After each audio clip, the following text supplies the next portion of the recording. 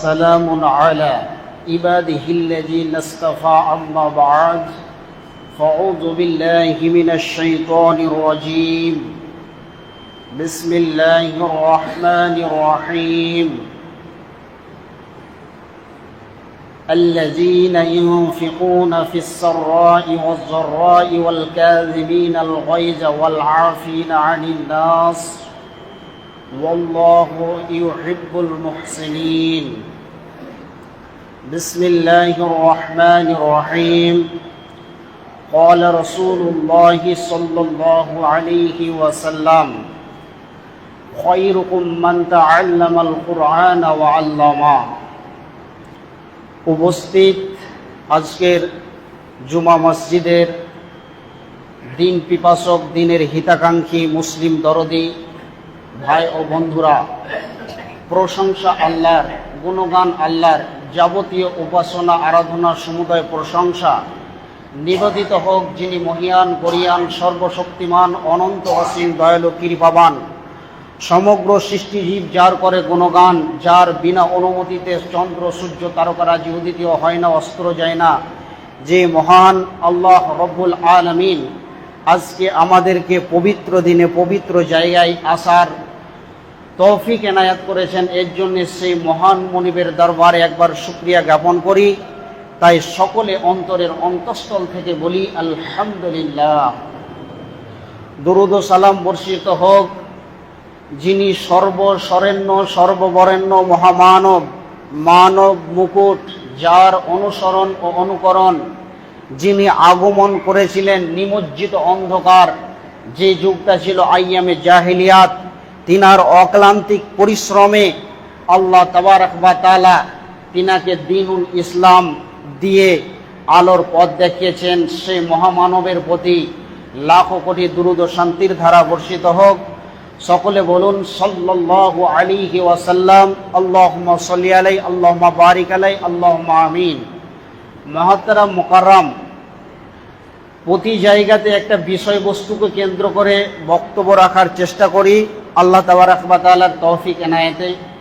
আজকেও আপনাদেরকে কিছু একটা দিব। অবশ্যই মানুষকে শুনতে হবে ইমানি কান দিয়ে, তবে সে কিছু পাবে। যদি ইমান না থাকে, মুনাফিকি আলামত যদি আমাদের ভিতরে থাকে যে কি বলছে শুনবো আবার চলে যাব, যেমন ছিলাম তেমন হয়ে যাব, ইল্লা মান তাওয়াল্লা ওয়া কাফার, এর মানে হলো যে লোকেরা যেমন ছিল তেমন হয়ে গেল, পরিবর্তন হলো না। তো পরিবর্তনের জন্য মন প্রাণ দিয়ে ইমানি কান দিয়ে শুনতে হবে, তবে আমরা পরিবর্তন হতে পারবো, নচেত আমরা পরিবর্তন হতে পারবো না। তাই অবশ্যই আজকে আমার বক্তব্যের দিকে লক্ষ্য রাখবেন। ইনশাল্লাহ আমি আপনাদেরকে কিছু একটা দেওয়ার চেষ্টা করব। মুহতারাম মুকাররম, আমরা যে জগতে বাস করছি এই জগৎটার নাম হলো দুনিয়া, আলামে দুনিয়া। কবরের জিন্দেগিকে বলা হয়েছে আলামে বারজাক। এই দুনিয়াটাকে বলা হয়েছে দারুল আমাল। এক কথায় আমাল মানে হচ্ছে কাজ। যেমন আপনি আমল করবেন, যেমন আপনি পরিশ্রম করবেন, মান জাদ্দা ওয়া জাদা, যেমন আপনি পরিশ্রম করবেন তেমন আপনি কোয়ালিফাইড হবেন। তো পৃথিবীর বুকে কয়েকটি কোয়ালিফিকেশন দিব যে তিনারা কোন জিনিসকে নিয়ে গবেষণা করে এতটা উন্নত মানের ইতিহাসের পাতাতে তাদের উন্নত মানের নাম হয়েছে, ইতিহাস উজ্জ্বল হয়েছে। এই রকম কয়েকটি ঘটনা আপনাদের সামনে তুলে ধরব। তাহলে আমাদেরকে কি করতে হবে? যেমন কর্ম করব তেমন আমাদের কোয়ালিফিকেশন তৈরি হবে। আজকে সারা পৃথিবীতে মানুষের আশা আকাঙ্ক্ষা তামান্নার অভাব নাই।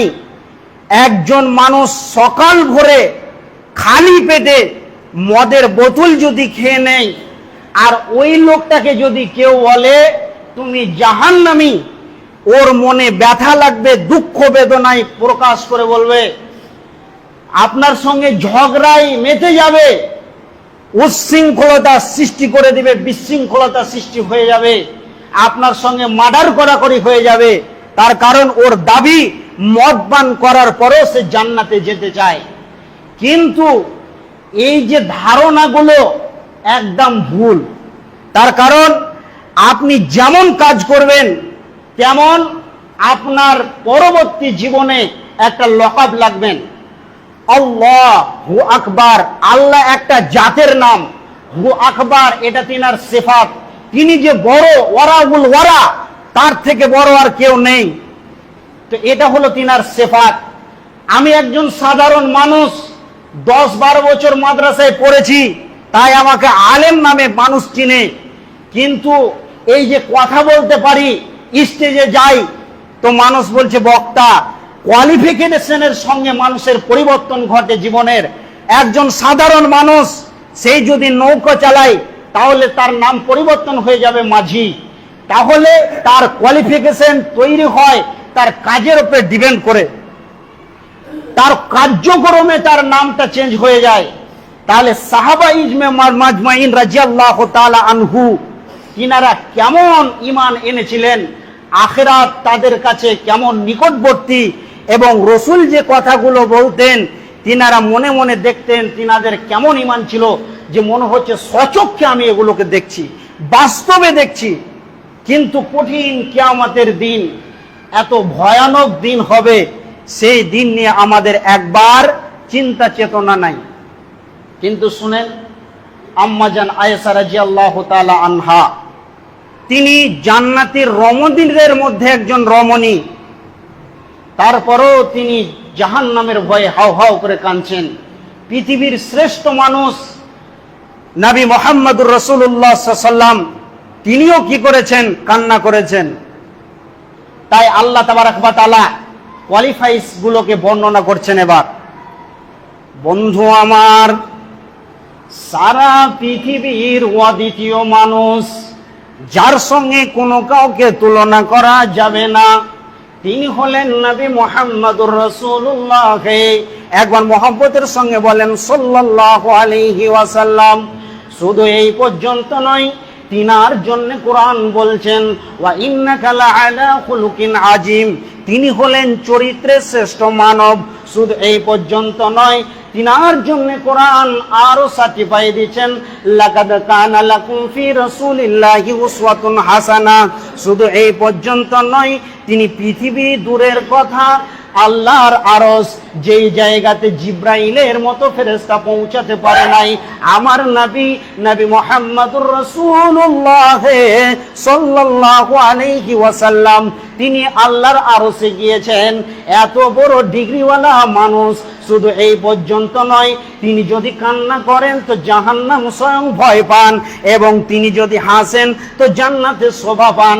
এমন একজন কোয়ালিফাইড ওয়ালা মানুষ, যার সঙ্গে কাউকে তুলনা করা যাবে না।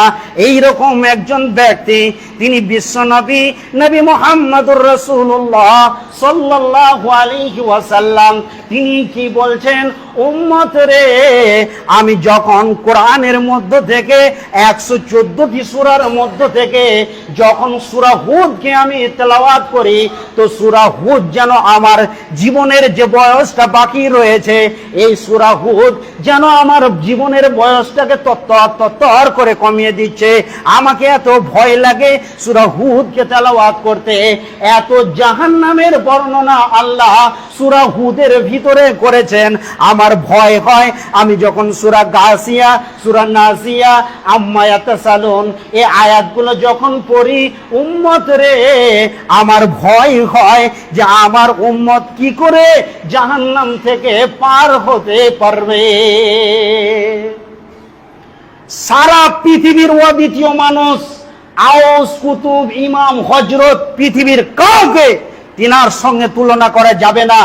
এইরকম একজন কোয়ালিফাইড ওয়ালা মানুষ, তিনি আল্লাহর ভয়ে কাঁদছেন যে কি করে জাহান্নাম থেকে বাঁচানো যায়। সাহাবা ইবনে মাজমাইন রাদিয়াল্লাহু তাআলা আনহু তিনারা কি বলছেন? যে বিশ্বনবী নামাজের মধ্যে এমন লম্বা টাইম দিচ্ছেন, পা গুলো জমে যাচ্ছেন, ফুলে যাচ্ছেন। সাহাবা ইবনে মাজমাইনরা বলছেন, ইয়া রাসূলুল্লাহ, আল্লাহ আপনার আগের পিছের সমস্তকে মাফ করে দিয়েছেন, তারপর আপনি এত লম্বা সময় দিচ্ছেন। রাসূল বলছেন, আফালা ইয়াসকুরুন, আমি কি শুকরিয়া আদায় করব না? আমি কি শুকরিয়া আদায় করব না? তাহলে এমন একজন মহামানব, তিনি যতক্ষণ পর্যন্ত জান্নাতের চাবি না খুলবে ততক্ষণ পর্যন্ত পৃথিবীর কাউরি ক্ষমতা নাই জান্নাতে প্রবেশ করার।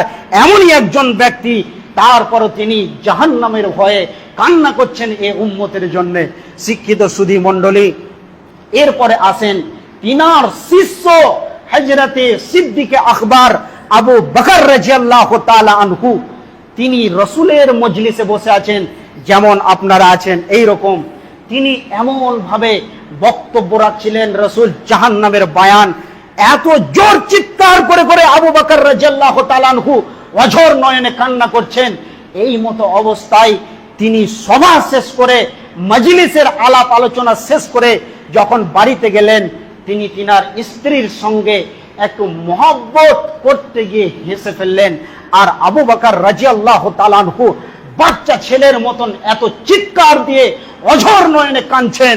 তিনার কান্নার কারণে পাড়ার ছেলেরা বলছিলেন আবু বকর পাগল হয়ে গেছে। তখন তিনি রসুলের দরবারে যখন আসলেন, রসুলকে বলছেন, ইয়া রাসূলুল্লাহ, আবু বকরকে জিজ্ঞাসা করছেন, আপনি কেন এত জোর চিৎকার করে কান্না করছেন? ইয়া রাসূলুল্লাহ, আপনার মজলিসে বসে এক্ষুনি কোরআন হাদিসের কথা শুনছিলাম এবং অঝর নয়নে কান্না করছিলাম জাহান্নামের ভয়ে। আর আমি যদি পূর্ণাঙ্গ ঈমানদার হতাম, আমার ভিতরে যদি ঈমানের পাওয়ার থাকতো, ঈমানের জজবা থাকতো অতটাই, তাহলে আমি হাসতে পারতাম না। আল্লাহর নবী বলছেন, আবু বকর তুমি শান্ত হও, মায়ুস হইও না, হতাশায় ভোগিও না, তুমি কান করে শুনে নাও। স্ত্রী পরিজন পরিবারের জন্য যদি তুমি মহব্বতের কথা বলো, তাদের জন্য যদি তুমি খাবার কিনো, এটাও হলো একটা সাদকার মতন নাকি। অতএব শিক্ষিত সুধী মণ্ডলী, এইরকম একজন ব্যক্তি, তিনার ব্যাপারে রাসূলুল্লাহ সাল্লাল্লাহু আলাইহি সাল্লাম বলছেন, আবু বকর কত বড় দামি মানুষ, সারা পৃথিবীতে যত আমার উম্মত রয়েছে, সমস্ত উম্মতেরা যত আমল করবে এবং আবু বকরের যে আমল হবে কিয়ামতের ময়দানে, যদি মাফ করার জন্য আবু বকরের আমলকে যদি এক পাল্লায় চাপানো হয় এবং সারা পৃথিবীর মানুষের আমলকে যদি একটি পাল্লায় রাখানো হয়, আবু বকরের পাল্লা নিচের দিকে নেমে যাবে, বিশ্ব পাল্লা উপর দিকে উঠে যাবে। এরকম একজন ব্যক্তি, এত দামি ব্যক্তি, তারপরও তিনারা জাহান্নামের ভয়ে হাউ হাউ করে কাঁদছে। কিন্তু আমাদের অন্তরে একবার এরকম খেয়াল আসে না যে আমার আমলে আমার রব সন্তুষ্টি আছে না অসন্তুষ্টি আছেন? এরপরে রাসূলের একমাত্র কুমারী বিবি আম্মাজান আয়েশা রাদিয়াল্লাহু তাআলা আনহা, তিনি বাড়ির ভিতরে রয়েছেন। এমন সময় এত জোর চিৎকার করে কান্না করছেন, বিশ্বনবী দেখলেন আম্মাজান আয়েশা কেন এত জোরে চিৎকার করে কান্না করছেন।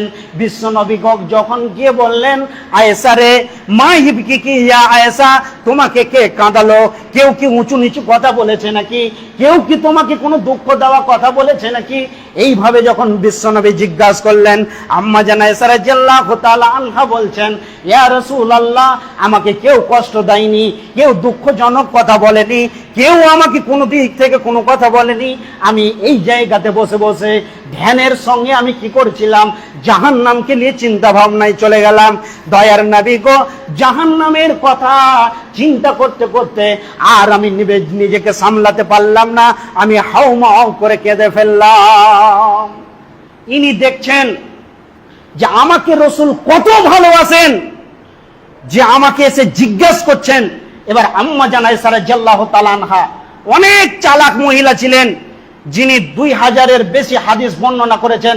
হাদিসের পাতাতে যাকে মুহাদ্দিসা বলা হয়, এইরকম একজন মহিলা যখন রসুলকে বলছেন, ইয়া রাসূলুল্লাহ, এই পৃথিবীটাতে হাসবো কানবো এটা কৌতূহলের জায়গা, কখনো হাসবো কখনো কানবো এটা হতে পারে, কিন্তু কঠিন মহাপ্রলয়ের দিনে যখন সূর্যটা নিচে চলে আসবে, সেই কিয়ামতের কঠিন মুহূর্তে আপনি কি আমাকে একবার জিজ্ঞেস করবেন যে আয়েশা তোমার অবস্থাটা কি?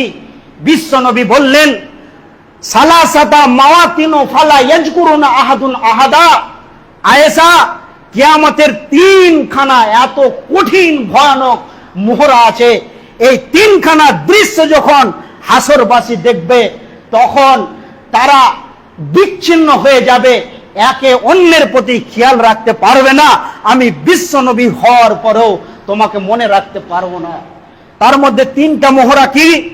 আল্লাহ তাবারাক ওয়া তাআলা প্রথম যেটা বলবেন যে তোমরা যা আমল করেছো, তোমাদের আমল নামা নিয়ে এসো, আমল নিয়ে এসো, আমি দাঁড়িপাল্লা মিজানে মাফ করব। তখন হাসরবাসী বিক্ষিপ্ত হয়ে যাবে। আর দ্বিতীয় নম্বরে হচ্ছে কি, যখন জাহান্নামের ওপরে পুলসিরাতের রাস্তাকে তুলে ধরা হবে, তখন ওই রাস্তাতে একদিন দুই দিনের রাস্তা নয়, 1500 বছর হাঁটতে হবে। ওই দৃশ্যটা যখন হাসরবাসী দেখবে তখন তারা বিভ্রান্ত হয়ে পড়ে যাবে। আর তৃতীয় নম্বরে আল্লাহ বলবে তোমরা যা আমল করেছো তোমাদের আমল নামা হাতে ধরিয়ে দিলাম, তোমরা জান্নাত জাহান্নামের রাস্তা দেখে নাও। এই তিনখানা মৌকা এমন আসবে কেউ কাউকে মনে রাখতে পারবে না। আমি বিশ্ব নবী হয়েও তোমাকে মনে রাখতে পারবো না। এই যে যতগুলো তিনজনের কথা বললাম, রসুল, রসুলের বিবি এবং রসুলের শ্বশুর, তিনজন ব্যক্তি তিনারা আশারাই মুবাশশারার ভিতরে রয়েছেন, যাদেরকে পৃথিবীর বুকে জান্নাতের সার্টিফিকেট দিয়েছেন রসুল। তারপরও জাহান্নামের ভয়ে কাঁদে। আপনার আমার ভিতরে কতটুকু ঈমান আছে আমরা নিজেরাই যদি সমীক্ষা করি তাহলে বুঝতে পারবো যে আমি জান্নাতে যাব না জাহান্নামে যাব। শিক্ষিত সুধী মণ্ডলী, আমলের ভিতরে সবচাইতে গুরুত্বপূর্ণ যেটি আমল সেটা হলো কি, মুআজ বিন জাবাল রাদিয়াল্লাহু তাআলা আনহুকে বলছেন, লা তাতরুকান্না সলাতা মাকতুবাতাম মুতাআম্মিদান ফাকাত বারিআত মিনহু জিম্মাতুল্লাহ। হে মুআজ বিন জাবাল, তুমি আমার উম্মতকে এই কথাটা বলে দিও, তারা যেন ভুলবশত তার দ্বারা গুনাহ খাতা হয়ে যেতে পারে, কিন্তু সে যেন ফরজ সলাতকে পরিত্যাগ না করে। ফরজ সলাতকে জ্ঞানবশত সুস্থ মস্তিষ্কে থাকা সত্ত্বে সে যেন ফরজ সলাতকে ত্যাগ না করে। তার কারণ যে ব্যক্তি সলাতকে ছেড়ে দেয় সে আল্লাহর বান্দা থেকে খারিজ হয়ে যায়, সে আল্লাহর অনুগত্যা বান্দা থেকে পর হয়ে যায়। অতএব লা তাতরুকান্না সলাতা মাকতুবাতাম মুতাআম্মিদান ফাকাত বারিআত মিনহু জিম্মাতুল্লাহ, তারা জ্ঞান সম্পন্ন থাকা সত্ত্বেও যেন ফরজ সালাত না ছেড়ে দেয়। বিশ্ব নবী পৃথিবীর বুক থেকে চিরতরের বিদায় নিয়ে যাবেন। মাথার ব্যথার এত যাতনা, আম্মা জান আয়েশা রাদিয়াল্লাহু তাআলা আনহার কোলে মাথা দিয়ে আছেন, তিনার পাশে একটা পেয়ালা রয়েছেন, সুম্মা ইয়াদাহু, তিনি ওই পেয়ালাতে হাত দিচ্ছেন। এত মাথার যাতনা, ওই পানিটা কপালে দিচ্ছেন, আবার তিনি হাত দিচ্ছেন পেয়ালায়, আবার তিনি কপালে পানিগুলো দিচ্ছেন। এত মাথার ব্যথার যাতনা। বিশ্বনবী এই মুহূর্তে পৃথিবীর অন্তিম সময়, তিনি পৃথিবীর বুক থেকে চিরতরের বিদায় নেবেন।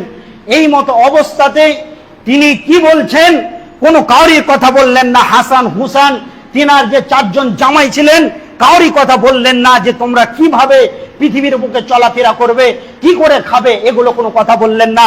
রসুল যে কথা বলছিলেন, ইয়া উম্মতি আস-সালাত আস-সালাত ওয়া মা মালাকাত আইমানুকুম, হে আমার উম্মত, তোমরা কখনো ফরজ সালাতকে পরিত্যাগ করবে না যতক্ষণ পর্যন্ত তোমরা কি করবে, সালাতকে আঁকড়ে ধরে থাকবে, ততক্ষণ পর্যন্ত আল্লাহ আমার উম্মতের সঙ্গে থাকবে। আর আমার উম্মত যখন সালাতকে পরিত্যাগ করে দিবে আল্লাহ তাদের থেকে দূরে হয়ে যাবে। অতএব মুসলিমের সবচাইতে বিজয় লাভ করার উপায় হলো, শান্তিতে বসবাস করার একটাই উপায় হলো যে সালাত প্রতিষ্ঠা করতে হবে। সালাত ছেড়ে দিয়ে কামিয়াবি অর্জন করা যাবে না। কাফের বেঈমান দুষ্ট দুরাচারের হাত থেকে মুক্তি পাওয়া যাবে না। আজকে পৃথিবীর বুকে মুসলিমকে মারছে, পিটছে, লেখাচ্ছে আর অপমান অপদস্থ করছে। তার কারণটা হলো এই আল্লাহর ঘর, রব্বা হাযাল বাইত, এই ঘরটি হলো আল্লাহর ঘর। এই ঘরের মালিকের ইবাদত আমরা ছেড়ে দিয়েছি, বিধায় আজকে মুসলিমের উপরে লাভ করছে, চামড়া ছিলে দিচ্ছে, অপদস্থ অপদার্থ করছে। মুসলিম জাতি লাঞ্ছিত অপদস্থ হয়ে জীবন যাপন করছে, কিন্তু আমরা ছিলাম বাঘের বাচ্চা। শিক্ষিত সুধী মণ্ডলী, তাই বিশ্বনবী জনাবে মুহাম্মদ রাসূলুল্লাহ সাল্লাল্লাহু আলাইহি ওয়াসাল্লাম বলছেন, খবরদার তোমরা কি করিও না, সালাতকে পরিত্যাগ করিও না। কঠিন কিয়ামতের ময়দানে আল্লাহ তাবারাক ওয়া তাআলা বলবেন, ওয়াজিআ বিন নাবিয়্যিন ওয়াশ শুহাদাই ওয়া কুজিয়া বাইনাহুম বিল হক ওয়া হুম লা ইজলামুন। আল্লাহ সেই দিন হকের বিচার করবেন আর বলবেন যে তোমরা যে আমল করেছো তোমরা তোমাদের নবীকে সঙ্গে করে নিয়ে এসো। এরপরে রাসূলুল্লাহ সাল্লাল্লাহু আলাইহি সাল্লাম এতগুলো উম্মত সারা পৃথিবীতে কত আছে, কতজনকে আল্লাহর কাছে নিয়ে যাবেন। তো আরেকটা তাফসীরে এসেছে যে বান্দা কি করবে, আল্লাহর কাছে একাই যাবে আমলনামা নিয়ে, আমলনামা আনতে। এবার যখন সে বান্দা বলবে আল্লাহকে, আল্লাহ তুমি আমাকে জান্নাতের সার্টিফিকেট দাও, তখন আল্লাহ বলবে বান্দাকে, বান্দা তুমি দলিল দাও। তখন যেই বান্দা 5 ওয়াক্তের সালাতকে কায়েম করেছে, পৃথিবীর বুকে প্রতিষ্ঠিত করেছে, এই বান্দা বলবেন রব্বুল আলামিন আপনাকে জীবনে কোনোদিন পৃথিবীর চোখ দিয়ে দেখতে পাইনি, কিন্তু আপনার উপরে ঈমান অটুট রেখেছিলাম, তাই আপনার ইবাদত করেছি। সীমাহুম ফি উজুহিহিম মিন আসারিস সুজুদ, দেখেন আমার কপালে ঘাটটা, আমি 5 ওয়াক্তে উজু করেছি, নূরে মনওয়ার হয়ে আছে, ঝকমক করছে। আল্লাহ বলবে বান্দা তোর দলিল পেয়ে গেছি, অতএব তুমি জান্নাতের সার্টিফিকেট লাও আর জান্নাতে ঢুকে যাও। অতএব বান্দা যদি এই পৃথিবীর বুকে সালাতকে প্রতিষ্ঠা করে, আল্লাহকে ভয় করে, তবে সেই বান্দা আল্লাহর সামনে বুক ফুলিয়ে নিজে গিয়ে জান্নাতের সার্টিফিকেট নিয়ে আসবে। শিক্ষিত সুধী মণ্ডলী, পৃথিবীর বুকে জান্নাতে যেতে গেলে আমাদেরকে এই কাজগুলো করতে হবে। আল্লাহ রাসূল সাল্লাল্লাহু আলাইহি সাল্লাম তিরমিজি শরীফে একটি হাদিস বর্ণনা করছেন, পৃথিবী ধ্বংস হবে 3খানা ভূমিকম্পে। পৃথিবী ধ্বংস হবে 3খানা ভূমিকম্পে। সেটা কি?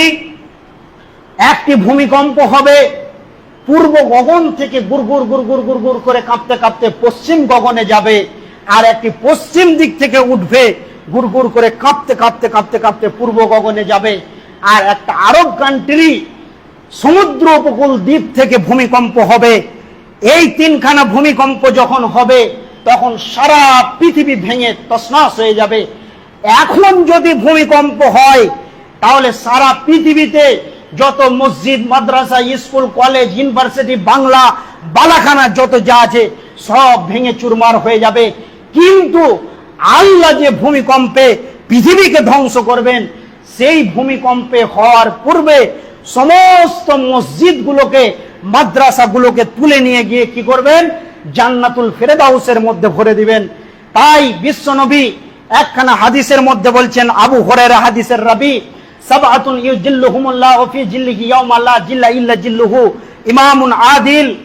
এই হাদিসের মধ্যে রাসূল বলছেন, ওয়া রাজুলুন কলবুহু মুআল্লাকুম ফিল মাসাজিদি, একজন মানুষ ত্রাহি ত্রাহি করবে কিয়ামতের ময়দানে, আরশে আজিমের নিচে সেই ব্যক্তি স্থান পাবে যে ব্যক্তি মসজিদ থেকে বের হলো আর মসজিদের প্রতি তার টান অন্তরখানা লেগে আছে।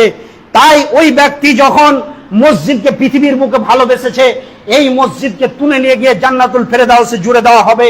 আর যেই পৃথিবী, এই গ্রামের, এই গুলন্দর গ্রামের যতগুলো লোক মসজিদের সেবা শুশ্রূষা করেছে, এই মসজিদকে ভালোবেসেছে, এই লোকগুলো যখন ওখানে গিয়ে ঘুরে বেড়াবে, পাগলের মতন হেলাবেলা হয়ে ঘুরে বেড়াবে, তখন এই মসজিদ বলবে, ওই আল্লাহর বান্দা তুমি কেন এইভাবে ঘুরছো আজকে, তুমি চলে এসো। এই মসজিদ কথা বলে আপনাকে ঢুকিয়ে নেবে, আর আপনি ওই ঘরে ঢুকে গেলেন, মানে জান্নাতুল ফেরদাউসে পৌঁছে গেলেন। তাহলে মসজিদ ওয়ালা যদি হন তাহলে জান্নাত এখানেই পেয়ে যাবেন। তাই আমার বক্তব্যের শুরুতেই বলেছিলাম যে এই পৃথিবীর নাম হলো দারুল আমাল, এখানেই আমাদেরকে আমল করতে হবে। জান্নাতে যাওয়ার আর একটি বড় মাধ্যম হলো যে আপনাকে কি করতে হবে, দান খায়রাত করতে হবে। এই দান যদি আমরা করতে পারি তাহলে আমরা কি করব, জান্নাত যেতে পারবো। আল্লাহ রাসূল সাল্লাল্লাহু আলাইহি সাল্লামকে সাহাবা ইবনে মাজমাইনরা বলছেন, ইয়া রাসূলুল্লাহ আমরা কিভাবে দান করব? তিনারা প্রশ্ন করছেন, ইয়াসআলুনাকা মা জাইনফিকুন, হে রাসূল কিভাবে আপনি দান করবেন? তো রাসূলুল্লাহ সাল্লাল্লাহু আলাইহি ওয়াসাল্লাম বলেন, কুল মা আনফাকতুম ফালিল ওয়ালিদাইনি ওয়াল আকরাবিনা ওয়াল ইয়াতামা ওয়াল মাসাকিন ওয়া ইবনাস সাবিল, তোমরা দান করো তোমাদের পিতামাতার জন্য, তোমরা দান করো তোমাদের পিতামাতার জন্য, তোমাদের পিতামাতার যারা ইতিম, মিসকিন, আত্মীয়ের মধ্যে নিকটবর্তী যারা আছে তাদেরকে তোমরা দান করো, এবং মুসাফির ব্যক্তি যারা আছে তাদেরকে তোমরা কি করো, দান করো। যদি তোমরা দান করো তবেই তোমাদের পিতামাতা কবরের মধ্যে কোন অবস্থাতে রয়েছে এটা পৃথিবীর কেউ জানে না। আমেরিকা, ইংল্যান্ড, ইরাক, ইরানে আপনার ছেলে আছে, মোবাইলের মাধ্যমে আপনি এখনই কথা বলতে পারবেন, কিন্তু বাড়ির পাশে যে কবরে পিতামাতা শুয়ে আছে তিনারা কোন অবস্থাতে আছে এটা কেউ বলতে পারবে না। বিশ্বনবী জনাবে মুহাম্মদ রাসূলুল্লাহ সাল্লাল্লাহু আলাইহি সাল্লাম বলছেন যে একজন ব্যক্তি যখন তাকে কবরে শায়িত করা হয়, তারপরে যখন বাড়ি চলে আসে, তখন সেই ব্যক্তি সব সময় কেমন অবস্থায় থাকে, সাগরে যদি একজন মানুষ পড়ে যায় তার যা অবস্থা হয়, আর সে এইভাবে আশা আকাঙ্ক্ষা করে যে কেউ তোমরা এসে আমাকে পরিত্রাণ দাও, আমাকে উঠিয়ে নিয়ে যাও। তো যারা কবরবাসী, যারা কবরের মধ্যে শায়িত হয়ে আছেন, নীরব নগরে চলে গেছেন, তিনারা এরকম আশা আকাঙ্ক্ষায় থাকে যে কখন আমার সন্তান, আমার আত্মীয়রা আমার জন্য দান খায়রা